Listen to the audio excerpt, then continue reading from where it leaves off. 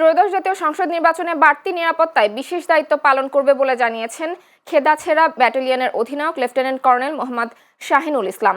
নির্বাচনকে কেন্দ্র করে সীমান্ত এলাকায় নিরাপত্তা জোরদারের পাশাপাশি চট্টগ্রাম, খাগড়াছড়ি এবং রাঙামাটি জেলার ৩৩টি উপজেলায় বিজিবি সদস্যরা নির্বাচনী দায়িত্ব পালন করবে এবং ডগ স্কোয়াড ও আরসিভি মোতায়েন করা হবে বলেও জানান তিনি। সকালে বিজিবি চট্টগ্রাম দক্ষিণ পূর্ব রিজিয়নের গুইমারা সেক্টরের খেদাছড়া ব্যাটালিয়ন ৪০ বিজিবি এর সদর দফতরে আয়োজিত সংবাদ সম্মেলনে একথা বলেন অধিনায়ক লেফটেন্যান্ট কর্নেল মোহাম্মদ শাহিনুল ইসলাম। তিনি আরও বলেন, বিগত ৩ মাসে চট্টগ্রাম রিজিয়নের আভিযানিক কার্যক্রমে অন্তত ৫.৫ কোটি টাকা মূল্যের চোরাচালানি মালামাল ও মাদক সহ ২ জনকে আটক করা হয়েছে।